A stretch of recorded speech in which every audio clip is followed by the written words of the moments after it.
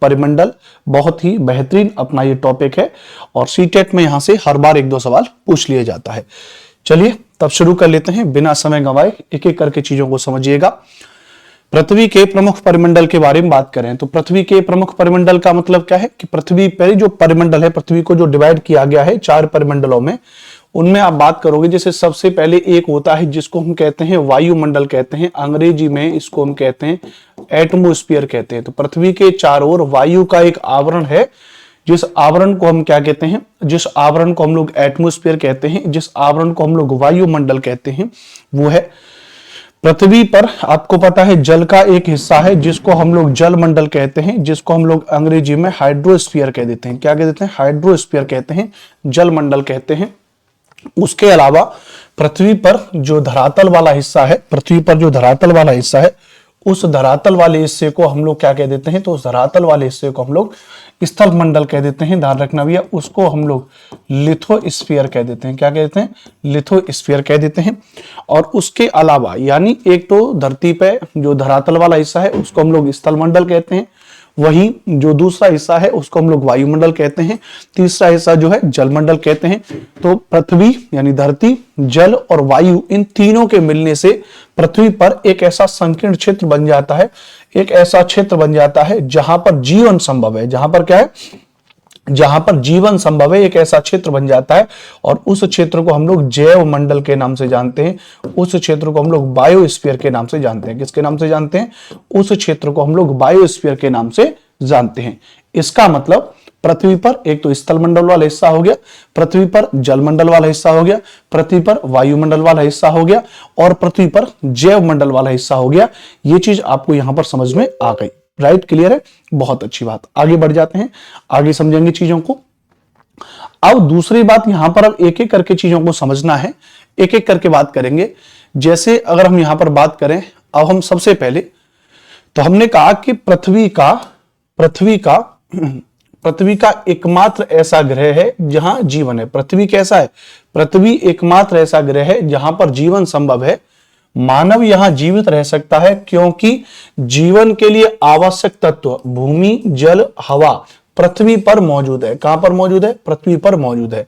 क्योंकि जीवन के लिए आवश्यक तत्व भूमि, जल तथा हवा पृथ्वी पर मौजूद है। इस बात को ध्यान रखना। क्या हो जाएगा भैया? पृथ्वी पर मौजूद है। ध्यान रखना भैया। पृथ्वी की सतह ऐसी है जिसमें पर्यावरण के 3 महत्वपूर्ण घटक आपस में मिलते हैं तथा एक दूसरे को प्रभावित करते हैं। ये क्या है? पृथ्वी की तो सतह है, जहां पर मैंने आपको बताया था the surface of the earth is such that the 3 main components of the environment important components meet and each other fact, एक दूसरे को क्या करते हैं? प्रभावित करते हैं। इस बात को ध्यान रखना भी है। ठीक है सर, क्लास अभी हो रहा है? जी हाँ बिल्कुल, क्लास अभी हो रहा है। गुड मॉर्निंग खुशबू जी। तो बात समझ में आ गई? ध्यान रखना, अच्छी बात है। तो पृथ्वी का ठोस भाग जिस पर हम रहते हैं उसे भूमंडल कहा जाता है। The solid part of the earth on which we live is called the geosphere. क्या कहते हैं? उसको हम लोग जियोस्फीयर कहते हैं। तो पृथ्वी का ठोस भाग जिस पर हम, उसे भूमंडल कहा जाता है। क्या कहा जाता है? भूमंडल कहा जाता है। ध्यान रखना भैया।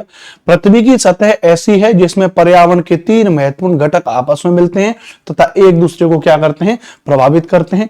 पृथ्वी एकमात्र ऐसा ग्रह है जहां पर जीवन है। मानव यहां जीवित रह सकता है क्योंकि जीवन के लिए आवश्यक तत्व भूमि, जल तथा हवा पृथ्वी पर मौजूद है। बात क्लियर है? समझ में आ गया कि नहीं आ गया? बताइए कि हाँ सर, ये बात तीनों के तीनों पॉइंट हमारी समझ में आ चुके हैं। अब हम लोग आगे चलेंगे। अब दूसरी बात क्या है?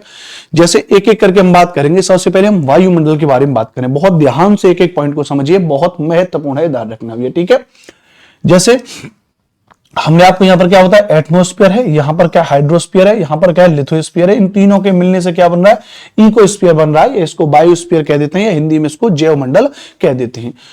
तो अगर हम वायुमंडल के बारे में बात करेंगे तो गैस की परतें जो पृथ्वी को चारों ओर से घेरती हैं उसे वायुमंडल कहा जाता है। गैस की परतें जो पृथ्वी को चारों ओर से घेरती हैं उसे वायुमंडल कहा जाता है, जहां ऑक्सीजन, नाइट्रोजन, कार्बन डाइऑक्साइड तथा दूसरी गैसें पाई जाती हैं। तो वायुमंडल में कौन कौन सी गैसें हैं? तो वायुमंडल में भाई ऑक्सीजन है, नाइट्रोजन है, कार्बन डाइऑक्साइड है तथा अन्य दूसरी गैसें भी पाई जाती हैं।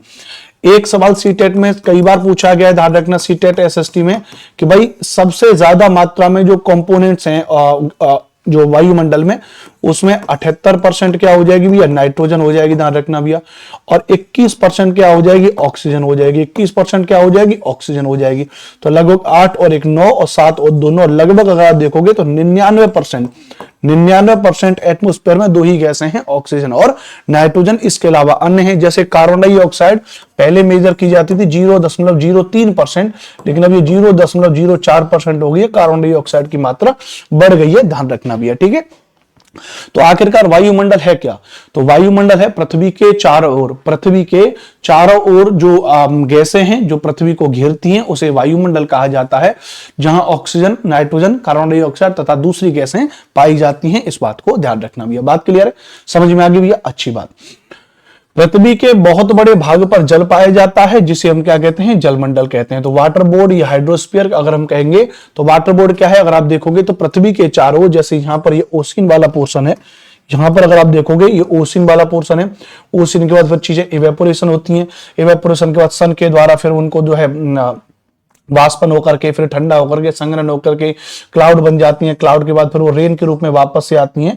तो ये वाटर का जो सिस्टम है, तो ओवरऑल पृथ्वी पर लगभग आप देखते हो कि पृथ्वी के 71% हिस्से पर, पृथ्वी के 71% हिस्से पर क्या पाया जाता है, जल पाया जाता है। पृथ्वी के 71% हिस्से पर जल पाया जाता है, जिसे जलमंडल कहा जाता है। तो जलमंडल में जल की सभी अवस्थाएं, जलमंडल में जल की सभी अवस्थाएं जैसे बर्फ, जैसे जल एवं जलवाष्प सम्मिलित होती है। तो बेसिक इंट्रोडक्शन समझिए, वायुमंडल क्या होता है। तो वायुमंडल पृथ्वी के चारों ओर मौजूद गैसों के आवरण को, पृथ्वी के चारों ओर मौजूद गैसों का जो आवरण है उसको हम लोग वायुमंडल कहते हैं, जिसमें मुख्य रूप से जो गैसें हैं वो ऑक्सीजन है, नाइट्रोजन गैस है, ध्यान रखना। जलमंडल क्या है, तो पृथ्वी पर मौजूद जो जल की मात्रा है, जो बड़ी मात्रा है 71% के आसपास है, उसको हम लोग जलमंडल कहते हैं, ध्यान रखना भैया। बर्फ, जल एवं जलवाष्प जलमंडल के अंतर्गत आती हैं। अब ये जलवाष्प जलमंडल में तो नहीं पाई जाती, जलवाष्प कहां पाई जाती है, वायु में पाई जाती है। कहां पर पाई जाती है, एयर में पाई जाती है। तो कभी कभी विद्यार्थी कंफ्यूज हो जाते हैं कि भैया जो जलवाष्प है वो जलमंडल का हिस्सा न होकर के वायुमंडल का हिस्सा है, बट ऐसा नहीं है, इस बात को ध्यान रखना भैया, ठीक है। चलिए आगे चलेंगे भैया, नेक्स्ट पॉइंट, तीसरा पॉइंट कह रहा है जीवमंडल। तो जीवमंडल क्या है, अभी हमने आपको बताया था कि पृथ्वी पर मौजूद वह संकीर्ण क्षेत्र जहां पर स्थल, जल और वायु आपस में मिल जाते हैं। तो जीवमंडल एक सीमित क्षेत्र है। The biosphere is a limited area where land water, जहां स्थल, जल एवं वायु एक साथ मिलते हैं। जब where land water and air meet together where all kinds of life are found, जहां सभी प्रकार के जीवन पाए जाते हैं। महत्वपूर्ण बात क्या है, जहां पे सभी प्रकार के जीवन पाए जाते हैं उसे हम क्या कहते हैं, तो उसे हम लोग जीवमंडल कहते हैं। उसे हम लोग क्या कहते हैं विद्वान साथियों, उसे हम लोग जीवमंडल कहते हैं। देखिए मैं पढ़ाने में विश्वास करता हूं, अच्छा कंटेंट पढ़ाने में विश्वास करता हूं मैं, और वैसा नहीं है आजकल, मतलब एक मजाकिया अंदाज में बता रहा हूं, बट आजकल ये भी है, कई टीचर्स जैसे मुझे मिलते हैं, कई लोग तो कहते हैं अरे सर बहुत ज्यादा, मतलब बहुत सारे टीचर्स आपने देखे होंगे एकदम वेल मेंटेन, मतलब दाढ़ी वाड़ी एकदम बहुत बारीकी से सेट करके, नहा धो के, क्रीम। कुछ फीमेल टीचर तो भाई साहब ना, मतलब जो भी मेकअप है बहुत अच्छे से करके, सूट वूट पहन के बहुत अट्रैक्शन में आके पढ़ाएंगे बहुत ज्यादा यार। लेकिन सीरियसली मुझसे ऐसा नहीं हो पाता। मैं चाहूं तो कर सकता हूं, क्या नहीं है, मतलब ईश्वर की कृपा है, ठीक है, घर मकान गाड़ी पैसा सब कुछ है मैं भी बहुत भी है, और ऐसा नहीं कि नहीं है, अलमारी में कम से कम 8 से 10 सूट टंगे होंगे मेरे मैं। लेकिन अरे मैंने कहा यार ये सब जब पहन लेते हो ना तो उसमें फॉर्मेलिटी सी आ जाती है, और मैं कभी विद्यार्थियों के लिए फॉर्मेलिटी नहीं करता हूं, है ना। तो आई होप आप लोग चीजों को समझोगे और चीजों को समझिएगा, ठीक है। सर पीजीटी हिस्ट्री के लिए कुछ बोलिए, बात करेंगे इसके बारे में, आखिर में बात करेंगे, लास्ट में, ठीक है। तो जीवमंडल एक सीमित क्षेत्र है जहां स्थल, जल एवं वायु एक साथ मिलते हैं, जहां सभी प्रकार के जीवन पाए जाते हैं, ठीक है। तो जैसे शब्दों की उत्पत्ति में हमने कहा, ये बात तो आप ध्यान रखिएगा कि ज्योग्राफी में मोस्टली जो टर्म्स की उत्पत्ति हुई है वो सब ग्रीक भाषा से हुई है। किससे हुई है, ग्रीक भाषा से हुई है। तो जितनी भी टर्म्स की उत्पत्ति हुई है वो सब ग्रीक भाषा में हुई है। तो ग्रीक भाषा में लिथास का अर्थ है पत्थर, ग्रीक भाषा में लिथास का अर्थ क्या है, पत्थर है, और एटमास का अर्थ क्या है, वाष्प है। एटमास का अर्थ क्या है, वाष्प है। ह्यूडर का अर्थ है जल, ह्यूडर का अर्थ क्या है, जल। तो अभी तो ह्यूडर से हमने क्या बना दिया, ह्यूडर से हमने बना दिया हाइड्रोस्फीयर बना दिया, ध्यान रखना भैया। एटमास से हमने क्या बना दिया, एटमोस्फीयर बना दिया, क्या बना दिया, एटमोस्फीयर बना दिया। लिथास से क्या बना दिया, तो लिथास से हमने लिथोस्फीयर बना दिया, क्या बना दिया, लिथोस्फीयर बना दिया। तो लिथोस्फीयर, एटमोस्फीयर और हाइड्रोस्फीयर। और वायु से हमने क्या बना दिया भैया, बायोस्फीयर बना दिया, क्या बना दिया, बायोस्फीयर बना दिया। का अर्थ है जीवन। क्या आप इनसे और अधिक शब्द बना सकते हो, बहुत सारे शब्द बनाए जा सकते हैं, लेकिन जितने भी वर्ड की उत्पत्ति हुई है ज्योग्राफी में, मोस्टली जितने भी वर्ड की उत्पत्ति हुई है वो सभी ग्रीक भाषा से हुई है, ध्यान रखना भैया। किससे हुई है, ग्रीक भाषा से हुई है, याद रखना भैया, ठीक है। तो आई होप अब तक आपकी क्लास में मेरे प्यारे विद्वान साथियों, अब तक आप समझ गए होंगे कि भाई पृथ्वी पर भूमंडल क्या है, पृथ्वी पर जलमंडल क्या है, ध्यान रखना भैया, और पृथ्वी पर ध्यान रखना भैया वायुमंडल क्या है। अब हम भूमंडल के बारे में डिटेल में थोड़ा सा बात करेंगे। तो भूमंडल क्या है, जिसको जियोस्फीयर कहेंगे, ध्यान रखना भैया। पृथ्वी के ठोस भाग को भूमंडल कहा जाता है। The solid part of the earth is called the lithosphere, lithosphere है ना, लिथोस्फीयर। तो उसको हम क्या कहेंगे, भूमंडल कहेंगे। तो पृथ्वी के ठोस भाग को क्या कहा जाता है, ध्यान रखना भैया, भूमंडल कहा जाता है। यह भूपर्पट्टी की चट्टानों तथा मिट्टी की पतली परतों का बना होता है। यह जो है भूपर्पट्टी की चट्टानों तथा मिट्टी की पतली परतों का बना होता है, जिसमें जीवों के लिए पोषक तत्व पाए जाते हैं। जिसमें जीवों के लिए क्या पाए जाते हैं, तो जिसमें जीवों के लिए पोषक तत्व पाए जाते हैं, जिसमें जीवों के लिए क्या पाए जाते हैं, पोषक तत्व पाए जाते हैं। इस बात को ध्यान रखना भी है, ठीक है। पृथ्वी की सतह को दो मुख्य भागों में बांटा जाता है। The surface of the earth can divided into two main parts. पृथ्वी की सतह को कितने भागों में बांटा जाता है, पृथ्वी की सतह को दो मुख्य भागों में बांटा जाता है, ध्यान रखना भैया। बड़े स्थलीय भूभागों को महाद्वीपों के नाम से जाना जाता है। बड़े स्थलीय भूभागों को किसके नाम से जाना जाता है, महाद्वीपों के नाम से जाना जाता है। तथा बड़े जलाशयों को महासागर या महासागरीय बेसिन के नाम से जाना जाता है। The large land masses are known as continental parts, continents या continental parts, and the large water bodies are known as oceanic basin. ध्यान रखना ये, ठीक है। तो ध्यान रखना है ना, तो भूमंडल पे ध्यान रखना। अच्छा, सबसे महत्वपूर्ण जो मोस्ट इंपोर्टेंट पॉइंट है, जो सीटेट में पूछा गया सवाल है कि विश्व के सभी महासागर आपस में एक दूसरे से जुड़े हैं। All the oceans of the world are interconnected. ध्यान रखना, विश्व के सभी महासागर एक दूसरे से जुड़े हुए हैं, इस बात को ध्यान रखना, महत्वपूर्ण बात है। और वहीं पर अगर हम कहें, ध्यान रखना भैया, कि क्या विश्व के सभी महाद्वीप भी एक साथ जुड़े हुए, नहीं। तो विश्व के सभी महाद्वीपों की स्वतंत्र सीमाएं हैं। क्या है भैया, स्वतंत्र सीमाएं हैं। तो विश्व के सभी महाद्वीपों की क्या हो जाएंगी, तो विश्व के सभी महाद्वीपों की स्वतंत्र सीमाएं हो जाएंगी। और विश्व के सभी महासागर आपस में एक दूसरे से जुड़े हुए हैं। बड़े स्थलीय भूभागों को महाद्वीपों के नाम से जाना जाता है तथा बड़े जलाशयों को महासागरीय बेसिन के नाम से जाना जाता है। पृथ्वी की सतह को दो मुख्य भागों में बांटा जा सकता है। पृथ्वी की सतह को कितने भागों में बांटा जा सकता है, तो पृथ्वी की सतह को दो मुख्य भागों में बांटा जा सकता है। कोई दिक्कत भैया बताओ, यहां तक बताइए, कोई भी इशू, किसी को कोई भी दिक्कत, यहां तक बढ़िया समझ में आया, एकदम परफेक्ट। आगे बढ़ जाते हैं, आगे चीजों के बारे में यहां पर समझेंगे एकदम बढ़िया तरीके से, ठीक है। अब यहां पे चीजों को फिर से हम समझेंगे, ध्यान रखना भैया। जैसे जैसे आप यहां पर पूरे विश्व का नक्शा देखिए, तो पूरे विश्व के नक्शे में आप यहां पर देख पा रहे हो भैया, पूरे विश्व के नक्शे में अगर आप यहां पर देख पाओगे तो यहां पर आपको क्या दिखाई दे रहा है, तो यहां पर आप देखोगे दक्षिण अमेरिका आपको यहां दिखाई दे रहा है, आपको यहां पर उत्तर अमेरिका महाद्वीप दिखाई दे रहा है, आपको यहां पे अफ्रीका महाद्वीप दिखाई दे रहा है, आपको यहां पे यूरोप महाद्वीप दिखाई दे रहा है, आपको एशिया महाद्वीप दिखाई दे रहा है, आपको ऑस्ट्रेलिया महाद्वीप दिखाई दे रहा है, और आपको यहां पे अंटार्कटिका महाद्वीप आपको दिखाई दे रहा है। तो 1 2 3 4 5 6 और 7, तो पूरी दुनिया को कितने महाद्वीपों में बांटा गया, पूरी दुनिया को 7 महाद्वीपों में बांटा गया है। ध्यान रखना, पूरी दुनिया को कितने महाद्वीपों में बांटा गया, 7 महाद्वीपों में। अब महासागरों पर आ जाते हैं। यहां पर आप देखोगे तो कौन सा हो जाएगा, प्रशांत महासागर हो जाएगा। प्रशांत महासागर के बाद यहां पर आप देखोगे तो कौन सा हो जाएगा, अटलांटिक महासागर हो जाएगा।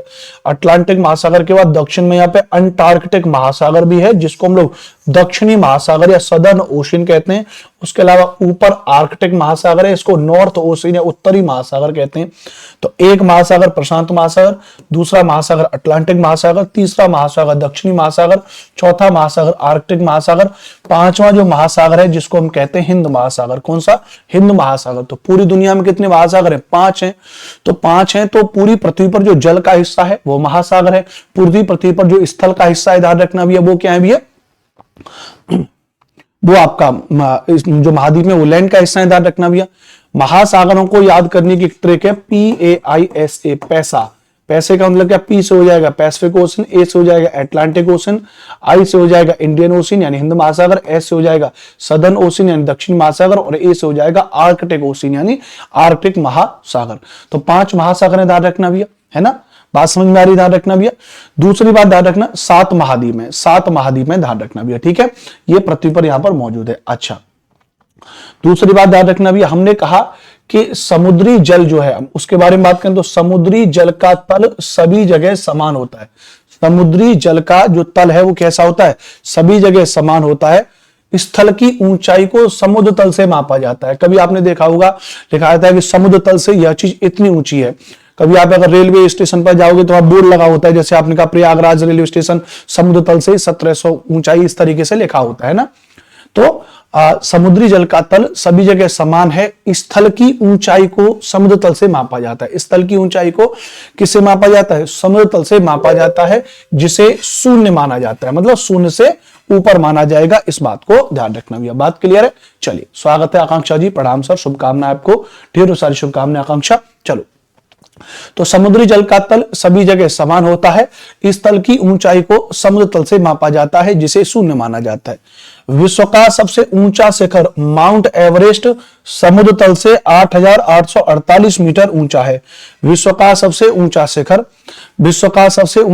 माउंट एवरेस्ट समुद्र तल से 8,848 मीटर ऊंचा है। कितना है? 8,848 मीटर ऊंचा है। तो विश्व का सबसे ऊंचा शिखर माउंट एवरेस्ट समुद्र तल से 8,848 मीटर ऊंचा है। ध्यान रखना भैया, बात क्लियर है? तो ये पूछा जाता है। अच्छा, क्या आप जानते हैं, डू यू नो, जो एनसीईआरटी वाली बात दे रखी है कि न्यूजीलैंड के एडमंड हिलेरी तथा भारत के तेनजिंग नोर्गे शेरपा, तो न्यूजीलैंड के एडमंड हिलेरी, भारत के तेनजिंग नोर्गे शेरपा 29 मई 1953 को पृथ्वी के सबसे ऊंचे शिखर माउंट एवरेस्ट पर चढ़ने वाले पहले व्यक्ति थे। माउंट एवरेस्ट पर चढ़ने वाले कौन थे भैया? पहले व्यक्ति थे। इस बात को ध्यान रखना है। तो न्यूजीलैंड के एडमंड हिलेरी तथा भारत के तेनजिंग नोर्गे शेरपा 29 मई 1953 को पृथ्वी के सबसे ऊंचे शिखर माउंट एवरेस्ट पर चढ़ने वाले पहले व्यक्ति थे। तो माउंट एवरेस्ट पर चढ़ने वाले पहले व्यक्तियों में कौन काउंट होगा? माउंट एवरेस्ट पर और जो है ध्यान रखना भी, माउंट एवरेस्ट पर चढ़ने वाले पहले व्यक्तियों में 29 मई 1953 को पृथ्वी के सबसे जो ऊंचा है उस पर न्यूजीलैंड के एडमंड हिलेरी चढ़े, ध्यान रखना, और भारत के तेनजिंग नोर्गे शेरपा हैं, ध्यान रखना भी, ठीक है। जापान की जुंको ताबेई विश्व की पहली महिला थी। जापान की जुंको ताबेई विश्व की पहली महिला थी जिसने 16 मई 1975 को एवरेस्ट पर कदम रखा। 16 मई 1975 को एवरेस्ट पर कदम रखा।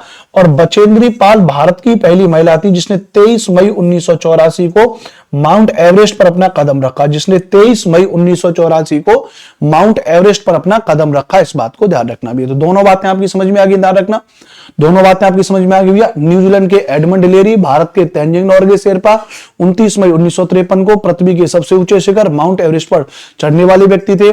जापान की जुंको ताबेई विश्व की पहली महिला थी जिसने 16 मई 1975 को एवरेस्ट पर कदम रखा। बचेंद्री पाल भारत की पहली महिला थी जिसने 23 मई 1984 को एवरेस्ट पर कदम रखा। दोनों चीजों को ध्यान रखिएगा, दोनों चीजों को समझ लीजिएगा। क्लियर है? अच्छी बात। विश्व का सबसे गहरा भाग प्रशांत महासागर का मेरियाना करते हैं। पूरी दुनिया का विश्व का सबसे गहरा भाग कौन सा है भैया? तो the deepest part of the world is the Mariana Trench of the Pacific Ocean whose depth is 11,022 metres. तो प्रशांत महासागर का भाग है जिसको हम लोग मारियाना गर्त या मेरियाना गर्त कहते हैं, जिसकी गहराई 11,022 मीटर है। इंपोर्टेंट बात क्या है, जिसकी गहराई कितनी है, तो जिसकी गहराई 11,022 मीटर है। तो विश्व का सबसे गहरा भाग, विश्व का सबसे गहरा भाग, विश्व का सबसे गहरा भाग प्रशांत महासागर का मेरियाना गर्त है, जिसकी गहराई 11,022 मीटर है। जिसकी गहराई क्या है, 11,022 मीटर है। दुनिया का सबसे गहरा भाग माना जाता है। क्या आपने कभी कल्पना की है कि समुद्र की गहराई पृथ्वी के सबसे ऊंचे भाग से इतनी अधिक भी हो सकती है? मतलब एनसीईआरटी कह रही है कि पृथ्वी का सबसे ऊंचा भाग क्या है, तो पृथ्वी का सबसे ऊंचा भाग है 8,848 मीटर या 8,850 मीटर के साथ माउंट एवरेस्ट। पहले इसकी ऊंचाई 8,848 थी, अब इसकी ऊंचाई 8,850 हो गई है। तो उसकी तुलना में इस वक्त अब उससे भी अधिक गहरा भाग है प्रशांत महासागर का मारियाना गर्त। इस बात को ध्यान रखना भी है। उसके अलावा भी अगर आप बात करोगे यहां पे, उसके अलावा भी अगर आप यहां पर बात करोगे, ध्यान रखना भैया, तो ये बात हमने आपको यहां पे महाद्वीपों के बारे में बताई। उसके अलावा भी बहुत सारी चीजें हैं जिनको बारे में आपको पढ़ना है, ठीक है। अच्छा, ये बात आपको यहां पे समझ में आई? बोलिए। महासागर के बारे में जो छोटी छोटी चीजें, अभी हम डिटेल में और बात करेंगे, लेकिन जो चीजें हैं वो आपकी समझ में आई है ना। हाँ, अब हम बात करेंगे महाद्वीपों के बारे में। तो महाद्वीपों के बारे में क्या बात करनी है, ध्यान रखना भैया। महाद्वीपों के बारे में बात करना है कि पृथ्वी पर 7 प्रमुख महाद्वीप हैं और ये विस्तृत जलराशि के द्वारा एक दूसरे से अलग हैं। There are 7 major continents on Earth. They are separated from each other by vast water bodies. तो पृथ्वी के जो जल वाला हिस्सा है वो महाद्वीपों को अलग करता है, एक दूसरे से अलग होते हैं।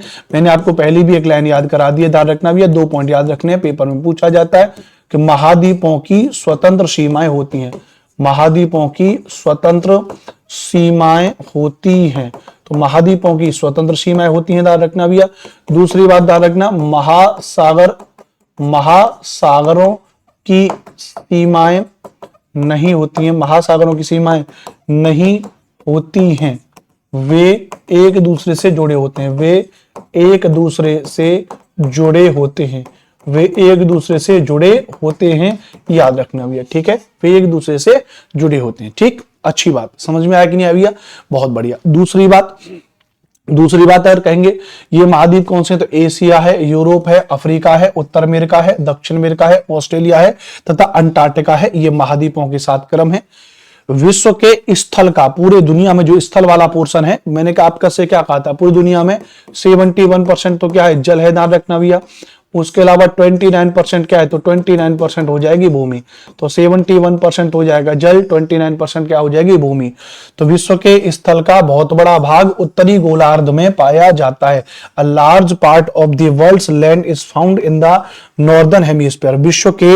विश्व के स्थल का बहुत बड़ा भाग कहां पर पाया जाता है, उत्तरी गोलार्ध में पाया जाता है। कहां पर पाया जाता है, उत्तरी गोलार्ध में पाया जाता है। तो विश्व के स्थल का बहुत बड़ा भाग उत्तरी गोलार्ध में पाया जाता है, ध्यान रखना भैया। एशिया, यूरोप, अफ्रीका, उत्तर अमेरिका, दक्षिण अमेरिका, ऑस्ट्रेलिया, अंटार्कटिका में है, नोट कर लीजिएगा। कोई दिक्कत, समझ में आ गया भैया? अच्छी बात। अब ये वाली लाइन फिर से समझ लेना, रेड में लिखी है मैंने, पेपर में पूछी जा सकती है। स्थल का जो भाग है वो उत्तरी गोलार्ध में, कैसे थोड़ा और स्पेसिफिक करके बता दूं। ये पृथ्वी है, पृथ्वी के बीच में से क्या जा रही है, 0 डिग्री भूमध्य रेखा जाती है। 0 डिग्री भूमध्य रेखा जाती है, 0 डिग्री इक्वेटर लाइन जाती है। तो इक्वेटर लाइन भूमध्य रेखा, इसी को हम विषुवत रेखा कहते हैं। नीचे का जो हिस्सा है वो हिस्सा क्या हो जाएगा, दक्षिणी गोलार्ध हो जाएगा। क्या हो जाएगा, दक्षिणी गोलार्ध हो जाएगा, ध्यान रखना भैया। ऊपर का जो हिस्सा वो क्या हो जाएगा, ध्यान रखना। तो ऊपर का हिस्सा जो हो जाएगा वो उत्तरी गोलार्ध हो जाएगा। ऊपर का जो हिस्सा है क्या हो जाएगा, उत्तरी गोलार्ध हो जाएगा। तो दक्षिणी गोलार्ध हो जाएगा, उत्तरी गोलार्ध हो जाएगा। लेकिन स्थल का भाग दक्षिण में क्या है, दक्षिण में जल राशि अधिक है। दक्षिण में क्या है, जल राशि अधिक है।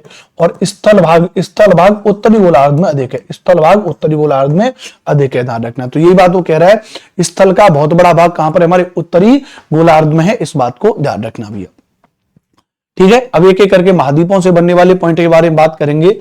जैसे एशिया महाद्वीप में अगर बात करेंगे तो एशिया विश्व का सबसे बड़ा महाद्वीप है और यह पृथ्वी के कुल क्षेत्रफल के 1/3 भाग में फैला हुआ है।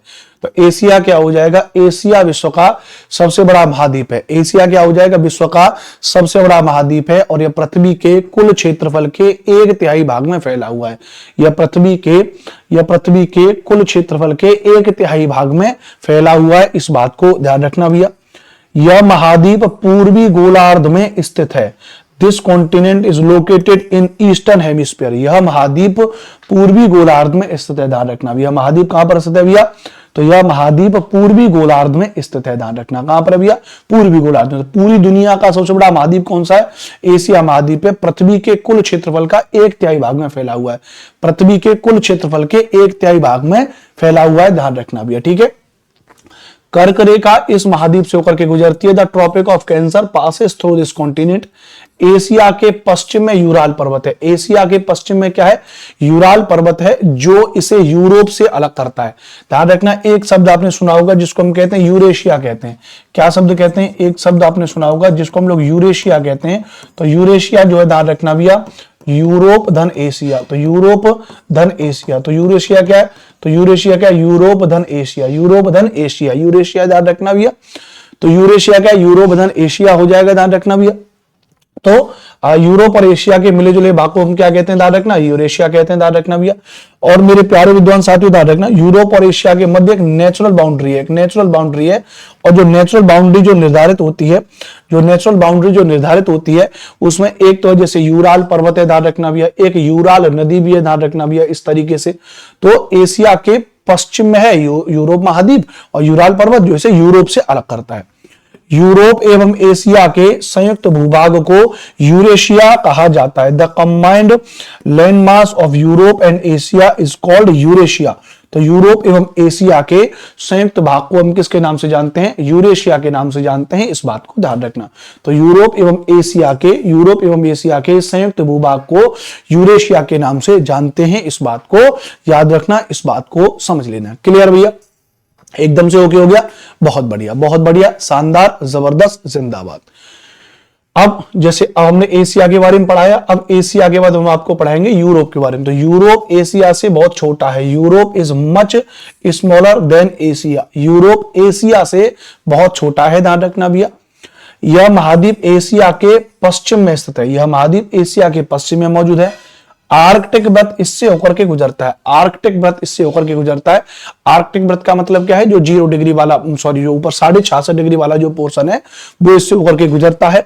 यह 3 तरफ से जल से घिरा हुआ है। It is surrounded by water on 3 side.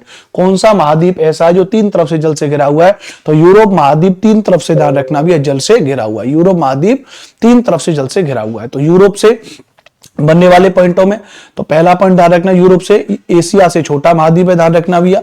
Asia के बाद सबसे बड़ा महाद्वीप कौन सा है, तो अफ्रीका हो जाएगा। एशिया, अफ्रीका, उत्तर अमेरिका, दक्षिण अमेरिका, यूरोप, अंटार्कटिका और फिर आर्कटिका, ठीक है, इस तरीके से 3 तरफ से जल से घिरा हुआ है। आर्कटिक व्रत इससे गुजरता है।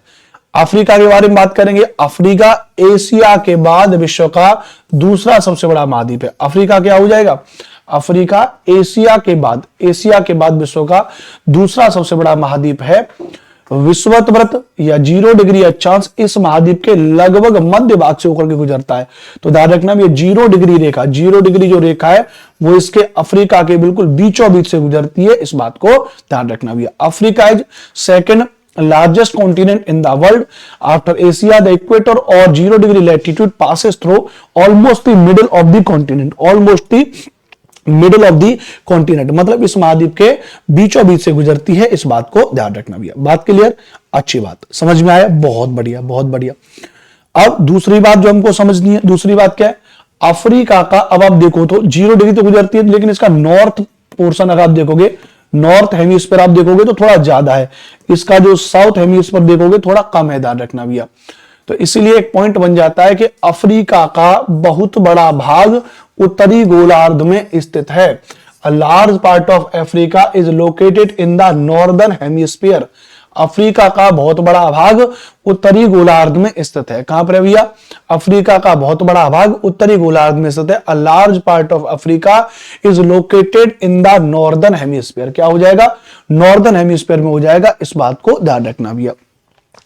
यही एक ऐसा महाद्वीप है, यही एक ऐसा महाद्वीप है जिससे होकर के कर्क रेखा, विषुवत रेखा तथा मकर रेखा तीनों रेखाएं गुजरती हैं। This is the only continent through which all three Tropic of Cancer, equator and Tropic of Capricorn passes. ध्यान रखना भैया। तो कौन सा ऐसा महाद्वीप है, कौन सा ऐसा महाद्वीप है जिससे होकर के तीनों रेखाएं गुजरती हैं? तो ध्यान रखना भैया, कर्क रेखा, मकर रेखा और विषुवत रेखा। कर्क रेखा, मकर रेखा और विषुवत रेखा तीनों ऐसी रेखाएं जो अफ्रीका महाद्वीप से गुजरती हैं। अफ्रीका महाद्वीप का बहुत बड़ा भाग दक्षिणी गोलार्ध में स्थित है। ना ना ना ना, गलत हो गया, उत्तरी गोलार्ध में। पेपर में ऐसे सवाल बन जाता है, ठीक है, अच्छी बात।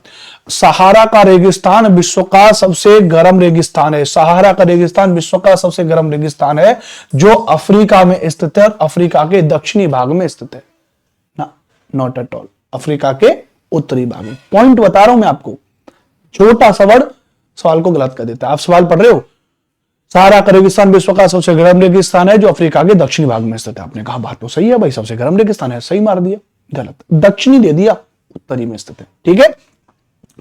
यह महाद्वीप चारों तरफ से समुद्र एवं महासागरों से घिरा हुआ है। This continent is surrounded by seas and ocean and all sides. अब आपने 2 पॉइंट पढ़े थे, अभी मैंने आपको पढ़ाया था भैया कि ऐसा महाद्वीप जो 3 तरफ से जल से घिरा हुआ है वो यूरोप है। ध्यान रखना, वो कौन है? यूरोप है। लेकिन ऐसा महाद्वीप जो चारों तरफ से समुद्र एवं महासागरों से घिरा हुआ है उसको हम क्या कहेंगे? उसको हम लोग अफ्रीका महाद्वीप कहेंगे। ध्यान रखना भैया। और विश्व की सबसे लंबी नदी नील नदी अफ्रीका से होकर के गुजरती है। तो विश्व की सबसे लंबी नदी है, ध्यान रखना, लॉन्गेस्ट रिवर है जो कौन से गुजरती है? जो अफ्रीका महाद्वीप से गुजरती है। इस बात को ध्यान रखना, कौन से महाद्वीप से गुजरती है? अफ्रीका महाद्वीप से गुजरती है, इस बात को नोट कर लीजिएगा। जबकि विश्व की सबसे जो चौड़ी नदी है आयतन के आधार पर जो नदी है, ध्यान रखना, जिसको हम लोग अमेजन नदी कहते हैं, तो वो अमेजन नदी कहां से गुजरती है? तो अमेजन नदी दक्षिण अमेरिका से गुजरती है। अमेजन नदी कहां से गुजरती है? तो अमेजन नदी दक्षिण अमेरिका से गुजरती है। तो विश्व की सबसे लंबी नदी अफ्रीका से होकर के गुजरती है, ये बात सही है। और विश्व की सबसे जो चौड़ी नदी है अमेजन नदी, जो आयतन के आधार पर है, वो किससे गुजरती है भैया? वो दक्षिण अमेरिका से गुजरती है। इस बात को ध्यान रखना भैया, वो किससे गुजरती है भैया? वो दक्षिण अमेरिका से गुजरती है। इस बात को नोट कर लीजिएगा, इस बात को समझ लीजिएगा। कोई दिक्कत वाली बात तो नहीं भैया? बहुत बढ़िया सर। इस तरह का सवाल कथन और करक में आता है और स्टूडेंट गलती कर देते हैं। मैं तभी तो ये बात बताने की कोशिश कर रहा हूं कि कथन कारण में ऐसे सवाल आ जाते हैं और विद्यार्थी गलत कर देते हैं। तभी तो मैं आपको ये बात वो एग्जैक्ट पॉइंट बता करके चल रहा हूं कि कहां कहां पर विद्यार्थी मिस्टेक कर देते हैं। ध्यान रखना भैया। अब हम चलेंगे उत्तर अमेरिका महाद्वीप के बारे में। एक एक महाद्वीप को बारे में जितनी जरूरत के पॉइंट हैं उतना हम आपको पढ़ा रहे हैं और उतना ही आपको पढ़ना है। और इससे ज्यादा अगर आप चीजों को पढ़ेंगे तो चीजें थोड़ी सी गड़बड़ हो जाएंगी, ठीक है। चलिए, उत्तर अमेरिका विश्व का तीसरा सबसे बड़ा महाद्वीप है। North America is the third largest continent in the world. Uttar America विश्व का क्या हो जाएगा? तो उत्तर अमेरिका विश्व का, ध्यान रखना भैया, उत्तर अमेरिका, ध्यान रखना भैया, उत्तर अमेरिका विश्व का, ध्यान रखना भैया, कैसा हो जाएगा भैया? तीसरा सबसे बड़ा महाद्वीप है। North America is the third largest continent in the world. Uttar America विश्व का तीसरा सबसे बड़ा महाद्वीप है। ध्यान रखना भैया। यह दक्षिण अमेरिका से एक संकरे स्थल से जुड़ा है। यह दक्षिण अमेरिका से एक संकरे स्थल से जुड़ा है जिसे पनामा जल संधि कहा जाता है। जिसे क्या कहा जाता है? जिसे पनामा जल संधि कहा जाता है। दक्षिण अमेरिका से एक संकरे स्थल से जुड़ा है जिसे क्या कहते हैं भैया? पनामा जल संधि कहते हैं। क्या कहते हैं भैया इसको? तो इसको कहा जाता है पनामा जल संधि कहा जाता है। तो पनामा जल संधि क्या, ध्यान रखना, उत्तर अमेरिका और दक्षिण अमेरिका जहां पर आपस में जुड़े होते हैं उसको क्या कहा जाता है? उसको पनामा जल संधि कहा जाता है, ठीक है। कोई दिक्कत बताओ, समझ में आ गया भैया? क्या सर यहां पे कोई भी दिक्कत वाली बात नहीं है, ये चीज हमारी यहां पर समझ में आ गई है। आगे चलेंगे भैया। तो उत्तर अमेरिका विश्व का तीसरा सबसे बड़ा महाद्वीप है। यह दक्षिण अमेरिका से एक संकरीय स्थल से जुड़ा है जिसे पनामा स्थल संधि कहा जाता है। आगे चलेंगे। यह महाद्वीप पूरी तरह से उत्तरी एवं पश्चिमी गोलार्ध में स्थित है। पूरी तरीके से कहां पर स्थित है? यह पूरी तरीके से उत्तरी गोलार्ध में स्थित है। पूरी तरीके से कहां पर भैया? तो पूरी तरीके से उत्तरी गोलार्ध में स्थित है और पश्चिमी महाद्वीप में स्थित है। पश्चिमी मतलब बीच में से 0 डिग्री देशांतर रेखा के आधार पर।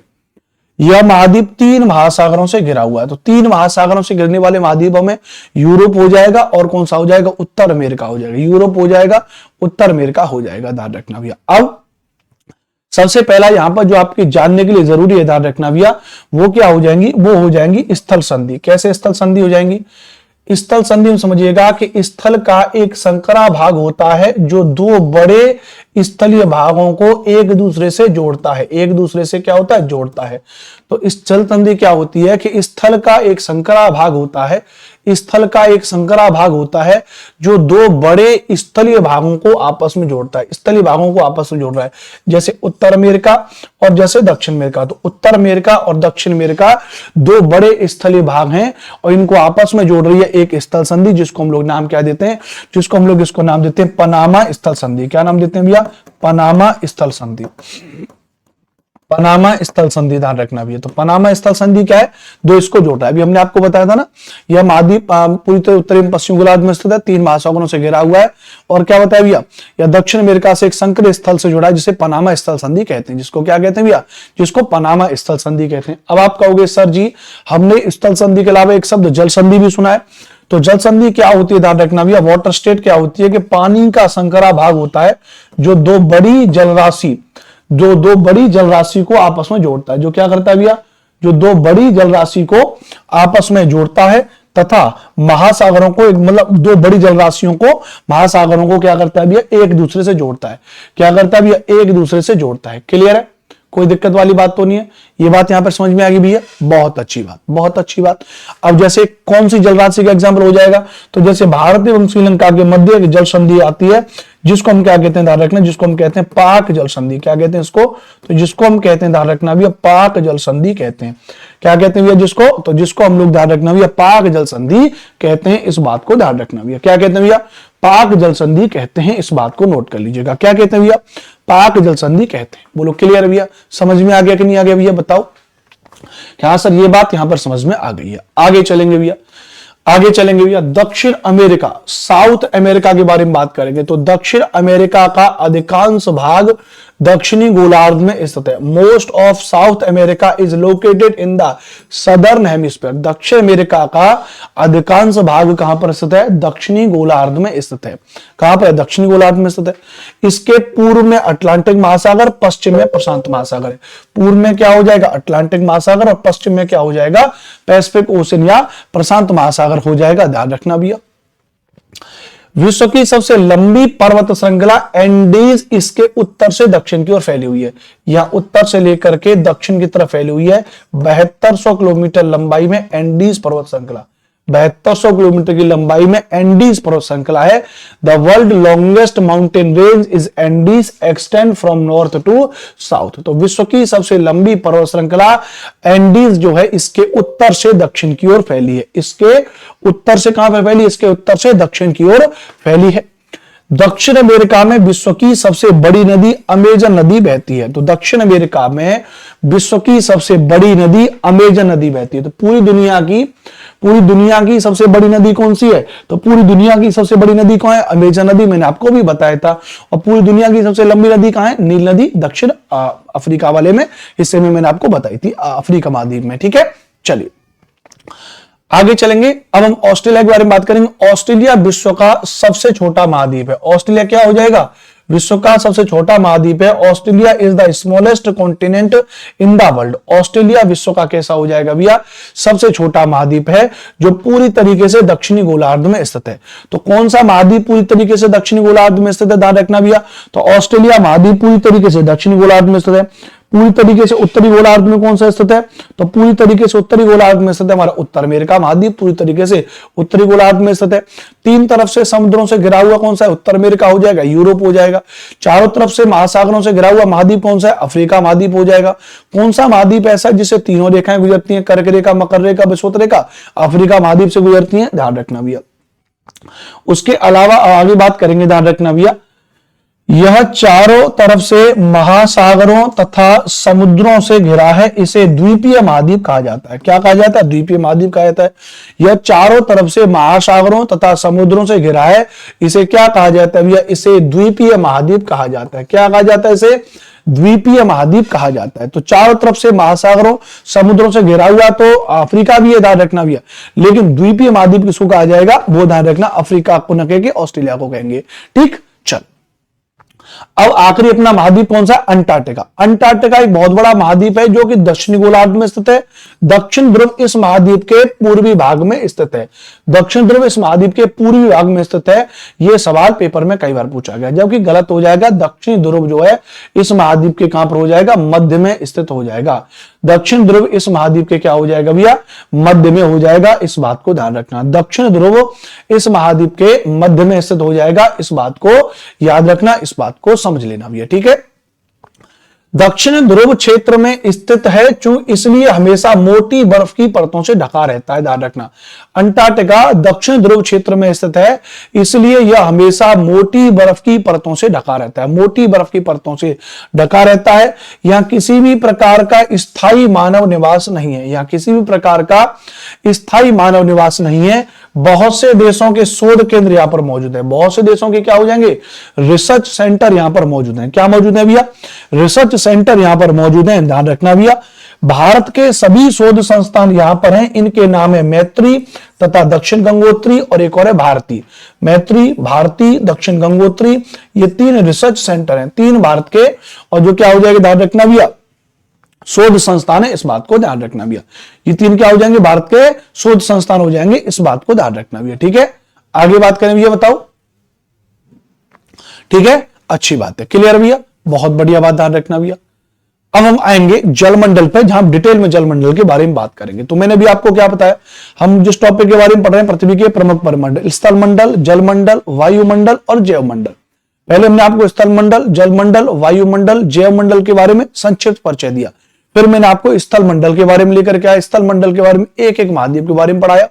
एशिया महाद्वीप के बारे में बताया, अफ्रीका के बारे में बताया, उत्तर अमेरिका के बारे में बताया, दक्षिण अमेरिका के बारे में बता दिया भैया, यूरोप महाद्वीप के बारे में बता दिया, फिर अंटार्कटिका महाद्वीप के बारे में बता दिया, फिर ऑस्ट्रेलिया महाद्वीप के बारे में हमने आपको पूरा पढ़ाया है ना, एकदम डिटेल में। अब हम आएंगे महासागरों के बारे में, यानी जलमंडल के बारे में। बात समझ में आ रही भैया, बताएंगे कि हाँ सर ये बात क्रिस्टल क्लियर है, एकदम से ओके है, ठीक है, बढ़िया तरीके से। ये एकदम से एक्यूरेट कंटेंट है, एकदम से एक्यूरेट कंटेंट है, और एकदम से एक्यूरेट कंटेंट को आप बहुत ढंग से समझने की कोशिश करिए, ढंग से इसको यहां पर पढ़िए। तो जलमंडल के बारे में बात करेंगे तो पृथ्वी को नीला ग्रह कहा जाता है। पृथ्वी को क्या कहा जाता है, तो पृथ्वी को नीला ग्रह कहा जाता है।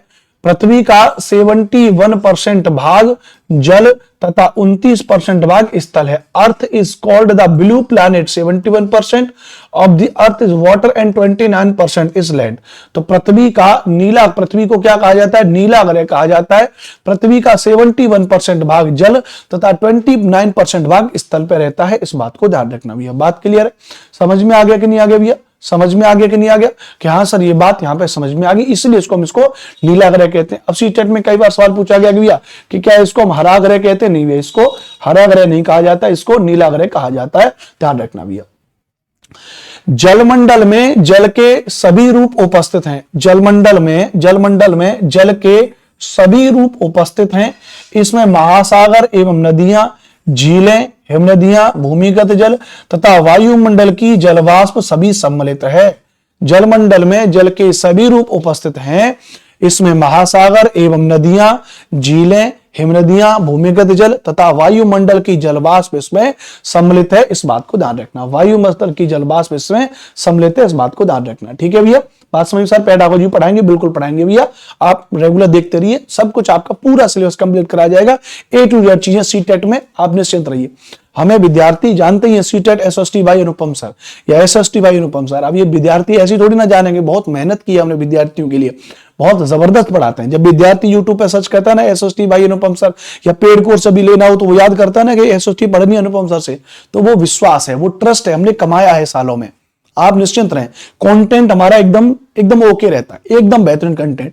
हो सकता है बाकी चीजें आप हमारा स्टैंडर्ड दूसरों से न मैच कर पाता हो, मैं दूसरे टीचरों की तरह ग्रूमिंग एकदम बढ़िया नहा धो के एकदम सूट वूट पहन के, कोट वोट पहन के मैं नहीं आता हूं, मैं बन ठन के नहीं आता हूं, लेकिन मैं कंटेंट बनाने वाला टीचर हूं, यकीन मानिए, मैं माहौल बनाने वाला टीचर नहीं हूं, ठीक है। तो मस्त रहे आप, जितना पढ़ा रहा हूं उतना पढ़े, पेपर पास ना हो तब मेरे पास आए कि भाई आपसे पढ़े, पेपर पास नहीं हुआ। जलमंडल में हमने कहा कि जो महासागरों का जो जल है वो कितना 71% है, ध्यान रखना। अब अगर 71% भी अपने आप में क्या हो जाएगा, 100% हो जाएगा। हर एक चीज अपने आप में क्या होती है, 100% होती है, ध्यान रखना भैया, ठीक है। हर एक चीज क्या होती है, 100% होती है अपने आप में, ध्यान रखना भैया। महासागर यहां पर क्या है, 97.5% है। महासागरों में जो जल है, ध्यान रखना, वो 97.5% है जो खारा पानी है। जो कैसा है भैया, खारा पानी है। वो कैसा पानी भैया, तो वो खारा पानी है, इस बात को ध्यान रखना भैया। दूसरी बात ध्यान रखना भैया, अलवण जल क्या है, 2.5% है। अलवण जल क्या भैया, अलवण जल क्या भैया, वो 2.5%, 2.5% इस बात को ध्यान रखना भैया, ठीक है। अच्छा, मतलब महासागरों का जल भी अपने आप में ध्यान रखना भी 100% होता है, जो महासागरों का 97.5% है। और महासागरों में भी जो 2.5% है, वो कैसा भैया, वो अलवण जल है, इस बात को ध्यान रखना भैया। वो कैसा हो जाएगा भैया, वो आपका अलवण जल हो जाएगा, इस बात को नोट कर लीजिएगा, ठीक है। क्लियर भैया, बताओ।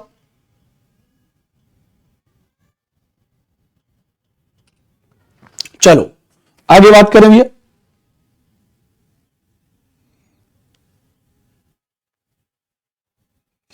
ठीक है, चलिए आगे चलेंगे भैया, ध्यान रखना भैया। दूसरी बात क्या है, पृथ्वी पर पाए जाने वाले जल का 97% से अधिक भाग महासागरों में पाया जाता है। वह एवं इतना अधिक खारा है कि मानव के उपयोग में नहीं आ सकता। 97.5% खारा पानी है। और ध्यान रखना भैया, शेष जल का बहुत बड़ा भाग बर्फ की परतों के रूप में जमा हुआ है। हिम नदियों में जो बर्फ की नदियां हैं, भूमिगत जल है, अंडरग्राउंड वाटर के रूप में पाया जाता है।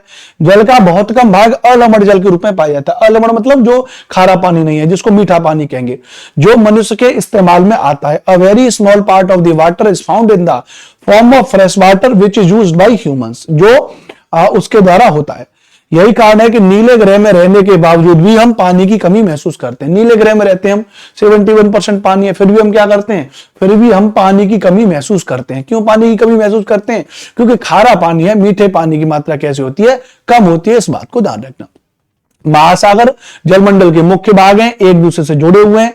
महासागरीय जल कैसा रहता है, हमेशा गतिशील रहता है। Oceanic water is always in motion. महासागरीय जल कैसा रहता है भैया, हमेशा गतिमान रहता है, इस बात को ध्यान रखना। कैसा रहता है भैया, हमेशा गतिमान रहता है, इसमें तरंगें चलती रहती हैं, ध्यान रखना भैया। तरंगें, ज्वार भाटा, महासागरीय धाराएं। महासागरीय जल की 3 मुख्य गतियां हैं। महासागर में आपने देखा होगा, एक तो आपने देखा होगा महासागर में भैया गर्म जलधाराएं, ठंडी जलधाराएं चलती हैं।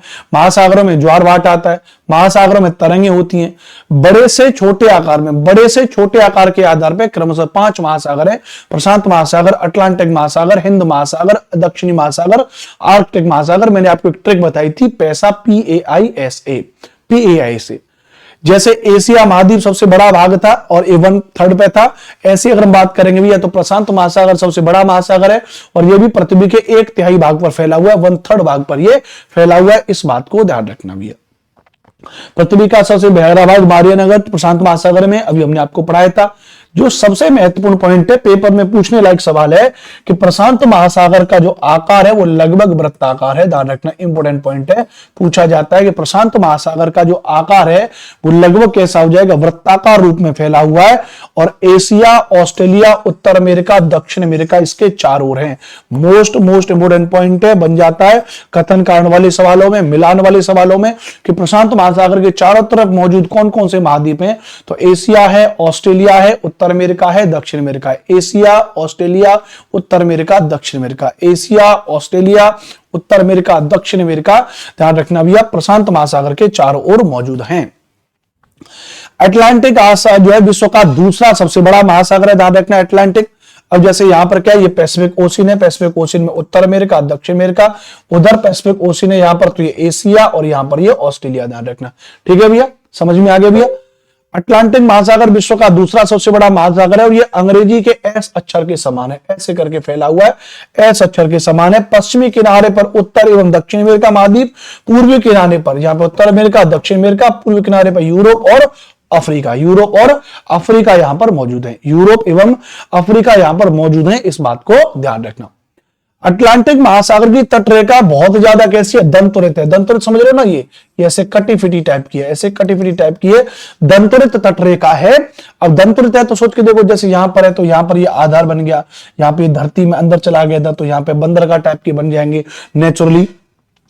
तो यह अनियमित एवं दंतुरित तटरेखा प्राकृतिक पोताश्रयों एवं पत्तनों के आदर्श स्थिति है। This irregular and indented coastline is an ideal condition ideal condition for natural harbours and ports, natural harbours and ports, यह क्या हो जाएगा, अनियमित एवं दंत्रित तटरेखा प्राकृतिक पोताश्रय एवं पत्तनों के लिए आदर्श स्थिति है।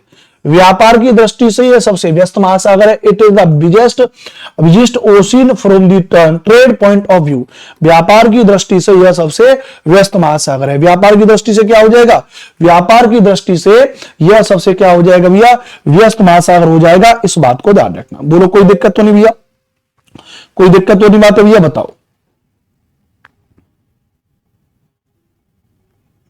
ठीक है, बहुत बढ़िया।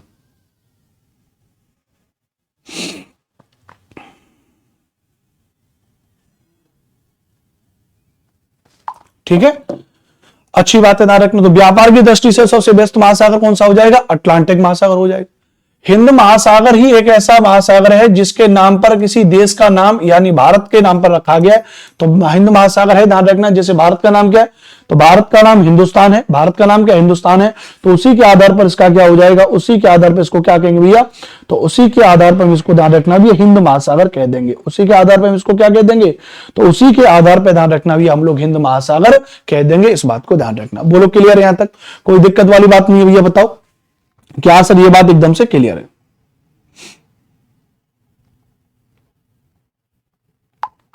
आगे चलें भैया, बहुत बढ़िया। अब आगे चलें, हमने कहा यह महासागर लगभग त्रिभुजाकार है। यह महासागर कैसा है भैया, तो यह महासागर लगभग त्रिभुजाकार है।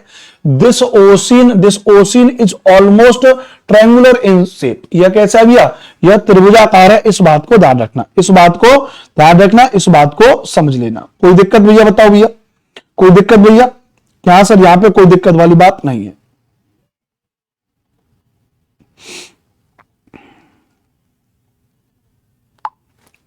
हाँ सर ये बात क्लियर है।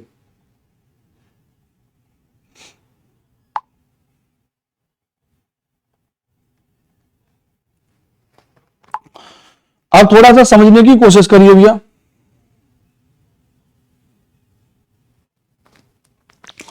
इसके उत्तर में एशिया, पश्चिम में अफ्रीका, उत्तर में एशिया, पश्चिम में अफ्रीका, पूर्व में ऑस्ट्रेलिया स्थित है, पूर्व में ऑस्ट्रेलिया स्थित है। उत्तर में एशिया, पश्चिम में अफ्रीका और पूर्व में क्या हो जाएगा, ऑस्ट्रेलिया मौजूद है। और यह क्या हो जाएगा, यह हमारा हो जाएगा इंडियन ओशियन हो जाएगा। यह हमारा क्या हो जाएगा भैया, यह हमारा प्रशांत महासागर हो जाएगा। यह हमारा क्या हो जाएगा भैया, तो यह हमारा प्रशांत महासागर हो जाएगा। ध्यान रखना भैया। पूजा भारती जी नमस्ते जी, स्वागत है। Prashant Tripathi, SST Anupam sir thank you. Prashant ji, Sarita Babu, Reyansh hello जी, सभी का स्वागत है।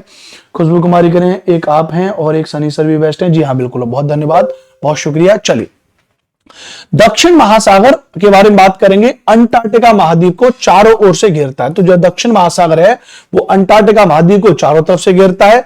यह अंटार्कटिका महाद्वीप से उत्तर की ओर 60 डिग्री दक्षिणी अक्षांश तक फैला हुआ है। यह अंटार्कटिका महाद्वीप से उत्तर की ओर 60 डिग्री दक्षिणी अक्षांश तक फैला हुआ है। नीचे 60 डिग्री दक्षिणी अक्षांश तक फैला हुआ है। नया पॉइंट है, याद रखना भैया। आर्कटिक महासागर उत्तर ध्रुव वृत्त में स्थित है तथा यह उत्तर ध्रुव के चारों ओर फैला हुआ है। आर्कटिक महासागर ऊपर हो जाएगा, उत्तर ध्रुव वृत्त के चारों ओर फैला हो जाएगा। इस बात को ध्यान रखना भैया। यह प्रशांत महासागर के छिछले जल वाले एक संकरे भाग से जुड़ा हुआ है। जो आर्कटिक महासागर है वो प्रशांत महासागर से जुड़ा हुआ है, जिसे बेरिंग जल संधि के नाम से जानते हैं। पेपर में सवाल पूछा गया है, आर्कटिक महासागर प्रशांत महासागर से कैसे जुड़ा हुआ है, तो आर्कटिक महासागर प्रशांत महासागर से एक छिछले समुद्र के छिछले भाग से जुड़ा हुआ है, जिसको हम लोग क्या कहते हैं, जिसको हम लोग बेरिंग जल संधि कहते हैं, जिसको हम लोग क्या कहते हैं, बेरिंग जल संधि कहते हैं। इस बात को ध्यान रखना भैया। यह उत्तर अमेरिका के उत्तरी तटों तथा यूरेशिया से घिरा। It is bordered by the northern coast of northern America and Eurasia. यह उत्तर अमेरिका के उत्तरी तटों तथा यूरेशिया से घिरा हुआ है। यह उत्तर अमेरिका के उत्तरी तटों तथा यूरेशिया से घिरा हुआ है। इस बात को ध्यान रखना भैया। बात क्लियर है, बहुत अच्छी बात, बहुत ही शानदार, जबरदस्त, जिंदाबाद।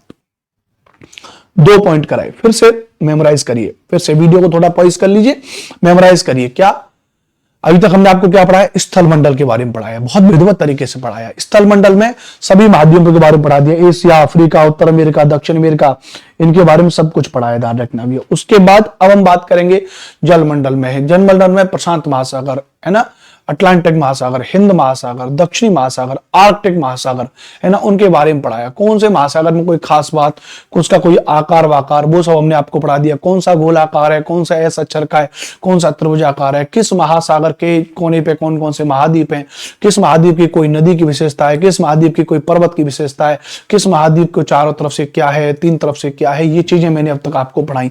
यही एग्जैक्ट पॉइंट आपसे पेपर में पूछेगा, यही एग्जैक्ट पॉइंट आपसे पेपर में पूछेगा, तो एकदम से इन्हीं पॉइंट्स पर फोकस रख के पढ़ना होता है।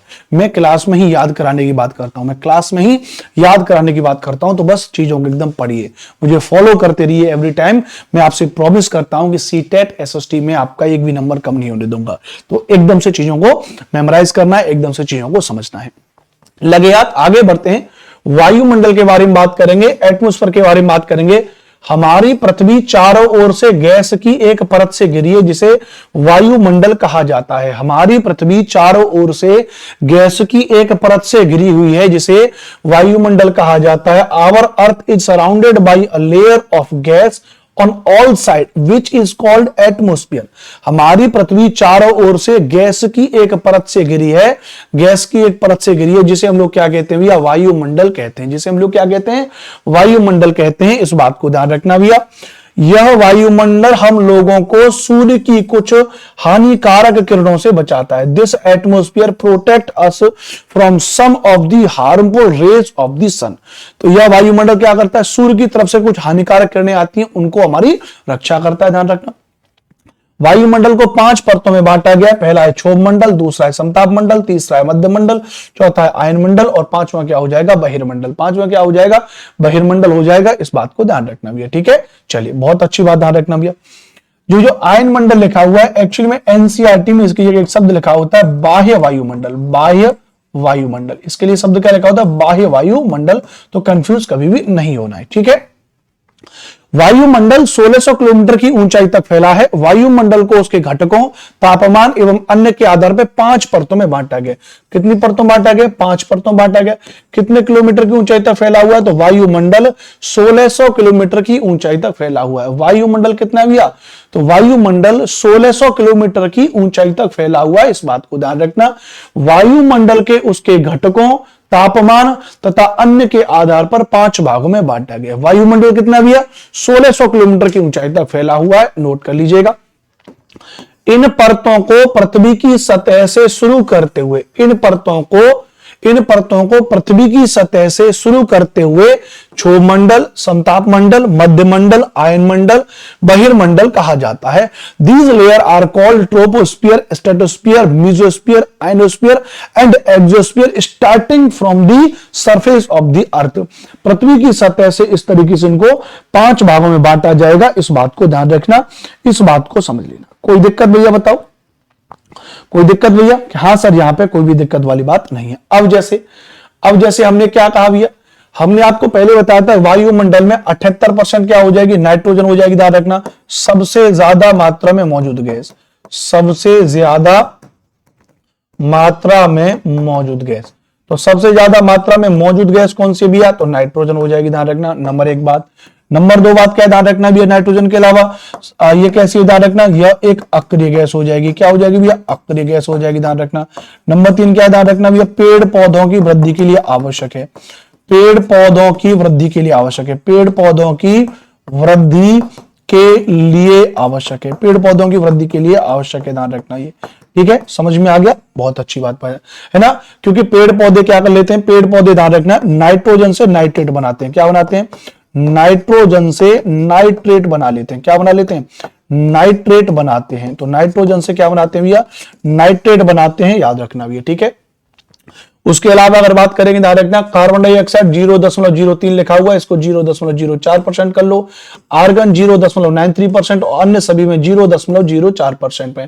ऑक्सीजन 21% हो जाएगी। ऑक्सीजन कितनी हो जाएगी, 21% हो जाएगी। इस बात को ध्यान रखना। बात क्लियर भैया? चलिए, कार्बन डाइऑक्साइड क्या ध्यान रखना भैया, ग्रीन हाउस गैस है। ये कैसी हो जाएगी भैया, ग्रीन हाउस गैस। हालांकि आगे बात करेंगे गैसों के बारे में, लेकिन ग्रीन हाउस गैस है, ध्यान रखना भैया।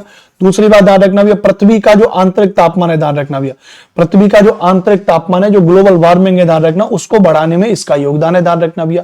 ये भी ध्यान रखना पेड़ पौधों के लिए बहुत आवश्यक है, पेड़ पौधों के लिए आवश्यक है, लेकिन इसकी एक लिमिटेड मात्रा है, ये बढ़ती जा रही है तो नुकसानदायक है। ठीक है, चलिए, ठीक है, इसकी बढ़ती मात्रा क्या हो जाएगी भैया, उसकी बढ़ती मात्रा वैश्विक तापन के लिए नुकसानदायक है, वैश्विक तापन के लिए जिम्मेदार है, वैश्विक तापन के लिए जिम्मेदार है। कैसे भैया, तो वैश्विक तापन के लिए क्या हो जाएगी, जिम्मेदार हो जाएगी, इस बात को ध्यान रखना भैया। ठीक है, समझ में आ गया कि नहीं आ गया, बहुत बढ़िया। प्रधान त्रिपाठी करें 40 नंबर इस बार लाने की पूरी कोशिश करूंगा, 40 प्लस आएंगे, 40 नंबर नहीं और बढ़ा को सोचो, 45 48 50 नंबर का स्कोर सोचो, मिनिमम आएंगे, बस पूरी क्लास ढंग से देख लो, सब कुछ A to Z जितना पढ़ा दिया हमने, और कहीं दिमाग मत लगाओ इधर उधर, मैं फिर कह रहा हूं, और भी बहुत सारे टीचर पढ़ा रहे होंगे उधर उधर, लेकिन टाइम वेस्ट मत करो, सारी चीजों को पढ़ो ढंग से, बस आपका आशीर्वाद चाहिए, शुभकामनाएं भैया, परमात्मा सब अच्छा करेगा, मेहनत करने वाले लोगों के साथ परमात्मा हमेशा रहता है, ध्यान रखना, जो व्यक्ति मेहनत करता है वो जीवन में सफल होगा, ये कर्म चक्र है। जो व्यक्ति, ध्यान रखना भैया, जो भी व्यक्ति जीवन में कभी भी अपनी सफलता को न देख करके दूसरों की सफलता से जरे, दूसरों की सफलता के बारे में देखे, कमी उसके बारे में सोचे, उसका प्रयास अपने आप को ऊपर उठाने के न रहे, वो दूसरों को गिराने के बारे में सोचे, वो ये न सोचे कि भाई नहीं मेरा प्रमोशन हो रहा है, मैं ऊपर उठने की कोशिश करूं, मैं आगे कराऊं, नहीं, वो व्यक्ति अगर जीवन में ये सोचेगा कि दूसरा गिरे तो वो व्यक्ति कभी जीवन में सफल नहीं हो सकता, एक बहुत बड़ी मुकाम को नहीं उठा सकता। आप हमसे सीखने की कोशिश करिए, हमारा जीवन में बहुत सीधा सिद्धांत है, हम अपने आप को आगे उठाने की कोशिश करते हैं, नित्य पढ़ाई करते हैं, बच्चों को पढ़ाते हैं, किताबों को पढ़ते हैं, अच्छे से आपको समझाते हैं। अब हमसे जुड़े व्यक्ति चाहे लाखों करोड़ों रुपए कमाए, हमें कोई मतलब नहीं है, हमें मतलब है कि हम किस तरीके से अपने आप को ग्रेजुअली ग्रो कर रहे हैं। जिस दिन मैं फोकस करने लग जाऊं कि मेरे साथ जुड़े व्यक्ति मुझसे करोड़ों कमा रहे, मैं लाखों कमा रहा हूं, भाई मेरी जितनी किस्मत, मेरी जितनी मेहनत उतना मिल रहा है, अगर मैं उस पर फोकस करने लग जाऊंगा कि मुझसे जुड़े व्यक्ति ज्यादा कमा रहे, मुझसे जुड़े व्यक्ति ज्यादा चीजों को कर रहे हैं, तो उसी दिन फिर मैं अपने पतन की तरफ चला जाऊंगा। हाँ, दूसरों से सीखने की कोशिश करिए, अगर आपसे जुड़े हुए व्यक्ति अगर ज्यादा पैसा कमा रहे हैं, ज्यादा ऊंची पे उठते जा रहे हैं, तो आप भी उनके साथ मिलकर के आगे उठने का प्रयास करिए। अगर आप जीवन में ये सोचें कि मैं ऊपर उठ जाऊं, बाकी के लोग नीचे गिर जाएं, तो मान लीजिए कि आप फिर बढ़िया व्यवस्था नहीं है, फिर आप बढ़िया आदमी नहीं हो, फिर आप मतलब क्या ही कहें, है ना। तो इन चीजों को समझिए, अपने आप को आगे उठाने की कोशिश करिए, अगल बगल के लोग भी आपके साथ आगे उठेंगे, अगल बगल के लोग आपसे ज्यादा आगे उठ रहे हैं, आप उनको से सीखिए और आगे बढ़िए, है ना। ध्यान रखना भैया, महीनता नहीं, बहुत ज्यादा स्वीट पॉइजन नहीं बनना है, ये जीवन में याद रखना भी है ना। क्लियर है, आगे बढ़ जाते हैं, चलिए आगे बढ़ जाते हैं। तो बस जीवन में मस्त रहिए भैया ना, मस्त रहिए। ठीक, तो ये सारी गैसें ध्यान रखना। तो वायुमंडल मुख्यतः ऑक्सीजन एवं नाइट्रोजन का बना है, जो कि साफ तथा शुष्क हवा का 99% भाग है। वायुमंडल मुख्यतः ऑक्सीजन एवं नाइट्रोजन का बना है, जो कि साफ तथा शुष्क हवा का 99% भाग है। आयतन के अनुसार नाइट्रोजन 78%, ऑक्सीजन 21%, दूसरी गैस जैसे कार्बन डाइऑक्साइड, आर्गन इत्यादि की मात्रा 1% है। इत्यादि की मात्रा क्या हो जाएगी भैया, 1% हो जाएगी, इस बात को ध्यान रखना भैया। ठीक है, आगे बात करेंगे, ध्यान रखना भैया। ऑक्सीजन सांस लेने के लिए आवश्यक है, जबकि नाइट्रोजन प्राणियों की वृद्धि के लिए आवश्यक है। Oxygen is necessary for breathing while nitrogen is necessary for the growth of living beings, growth of living beings. Carbon dioxide यद्यपि बहुत कम मात्रा में है, लेकिन यह पृथ्वी के द्वारा छोड़ी गई ऊष्मा को अवशोषित कर लेती है, जिससे पृथ्वी कैसी रहती है या गर्म रहती है, जिससे पृथ्वी कैसी रहेगी या गर्म रहेगी। इसका मतलब कार्बन डाइऑक्साइड की बढ़ती मात्रा खतरनाक है, कार्बन डाइऑक्साइड की बढ़ती मात्रा कैसी है, खतरनाक है। यह पौधों की वृद्धि के लिए भी आवश्यक है। It is also necessary for the growth of plants. यह पौधों की वृद्धि के लिए भी आवश्यक है। किसके लिए आवश्यक है भैया, तो यह पौधों की वृद्धि के लिए आवश्यक है, इस बात को ध्यान रखना। It is also necessary for the growth of plants, इस बात को नोट कर लीजिएगा, इस बात को समझ लीजिएगा। क्लियर है भैया, बताओ, क्लियर भैया बताओ, क्या सर ये बात एकदम से क्लियर है। ठीक है, चलिए आगे बात करेंगे भैया। ऊंचाई के साथ वायुमंडल के घनत्व में भिन्नता आती है। भाई जो वायुमंडल हमारा 1600 किलोमीटर की ऊंचाई तक फैला हुआ है ना, 1600 किलोमीटर की ऊंचाई तक वायुमंडल फैला हुआ है, ध्यान रखना भैया। और उसमें डेंसिटी जो है, घनत्व में क्या पाई जाती है, भिन्नता पाई जाती है। अलग अलग लेवल पर डेंसिटी क्या होती है, कम ज्यादा होती है, ध्यान रखना भैया। यह घनत्व समुद्री तल पर सबसे अधिक होता है, तथा जैसे जैसे ऊपर की ओर जाते हैं यह तेजी से घटता रहता है। पहाड़ों पर जाते हो तो वायु का घनत्व कैसा हो जाएगा भैया, है ना, कम होता जाता है। और जब पहाड़ों पर जाओगे वायु का घनत्व कैसा होता जाता है, कम होता जाता है, ध्यान रखना भैया। तो इसलिए आपने देखे वो सांस लेने में दिक्कत होती है, और सांस लेने में दिक्कत होती है तो हमें ऑक्सीजन सिलेंडर लगाना पड़ता है। और समुद्र तल पे क्यों हमको आरामदायक महसूस होता है, क्योंकि वहां पे वायु का घनत्व ज्यादा है। इस बात को ध्यान रखना भैया। क्या आप जानते हैं कि पहाड़ों पर पर्वतारोहियों को हवा के घनत्व में कमी होने के कारण सांस लेने में कठिनाई होती है? ये बात बिल्कुल सत्य है। वायु उच्च दाब से निम्न दाब की ओर बहती है, गतिशील वायु को पवन कहा जाता है। ये ध्यान रखना, मोस्ट इंपोर्टेंट पॉइंट है, ध्यान रखना भैया कि वायु उच्च दाब से निम्न दाब की ओर बहती है। वायु हमेशा हाई प्रेशर से किधर बहेगी, लो प्रेशर की तरफ। हाई प्रेशर से किधर बहेगी भैया, लो प्रेशर की ओर बहती है। इस बात को ध्यान रखना। गतिशील वायु को पवन कहा जाता है। गतिशील वायु को क्या कहा जाएगा, पवन कहा जाएगा। पवन के प्रकार हैं, उनको हम लोग आगे बात करेंगे, ठीक है। समझ में आ गया भैया? हाँ सर, ये बात समझ में आ गया, आगे चलेंगे। दूसरी बात, अब हम आगे भी है जीव मंडल के बारे में। बहुत तेजी से रैपिडली एक एक पॉइंट्स को हम लोग पढ़ रहे हैं, ध्यान रखना। स्थल मंडल के बारे में पढ़ लिया, वायुमंडल के बारे में पढ़ लिया हमने, उसके अलावा फिर जैव मंडल के बारे में पढ़ेंगे, स्थल, जल और वायु। हाँ, स्थल, जल, वायु तीनों के बारे में हमने पढ़ लिया, ध्यान रखना। अब जैव मंडल के बारे में बात करेंगे। जीव मंडल स्थल, जल तथा हवा के बीच एक सीमित भाग है, और यह वह भाग है जहां पर क्या होता है, जीवन संभव है। यह वह भाग है जहां पर क्या होता है, जीवन संभव है।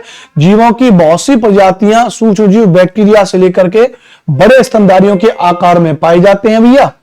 मनुष्य सहित सभी प्राणी जीवित रहने के लिए एक दूसरे से जीव मंडल से जुड़े हैं। जीव मंडल में जंतु जगत है, पादप जगत है, जीव जंतु है, पादप है। अब उतना हमको बायोलॉजी वाला पढ़ना नहीं है। पृथ्वी के तीनों परिमंडल आपस में पारस्परिक क्रिया करते हैं, एक दूसरे को किसी न किसी रूप से प्रभावित करते हैं। ध्यान रखना भी, पृथ्वी के जितने भी परिमंडल हैं, चारों परिमंडल, ध्यान रखना, आपस में एक दूसरे से क्या रहते हैं, जुड़े रहते हैं। इस बात को ध्यान रखना, इस बात को समझ लेना। उदाहरण के लिए लकड़ी तथा खेती के लिए वनों को काटा जाए तो ढलुआ भाग पर मिट्टी का कटाव हो जाएगा, और फिर प्राकृतिक आपदा आ जाएंगे, ध्यान रखना भैया। भूकंप से पृथ्वी की सतह पर होने वाले परिवर्तन आ जाएंगे, ध्यान रखना भैया। सुनामी के कारण अंडमान निकोबार द्वीप समूह का कुछ भाग ऑटोमेटिक डूब जाएगा, इस बात को ध्यान रखना। कार्बन डाइऑक्साइड की मात्रा में वृद्धि के कारण पृथ्वी के तापमान में वृद्धि हो रही है, ऑलरेडी बता चुका हूं। भूमंडलीय तापन होता है, संतुलन बनाए रखने के लिए हमें ये बहुत चीजें ज्यादा जरूरी हैं, ध्यान रखना भी है, ठीक है।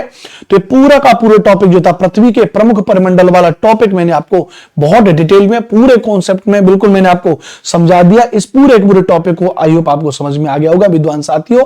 तो एकदम से एक एक लाइन को, जहां जहां मैंने हाईलाइट करके आपको पढ़ाया था, उस एक एक लाइन को आपको बहुत ज्यादा कैसे पढ़ना है भैया, बहुत ज्यादा अच्छे से पढ़ना है।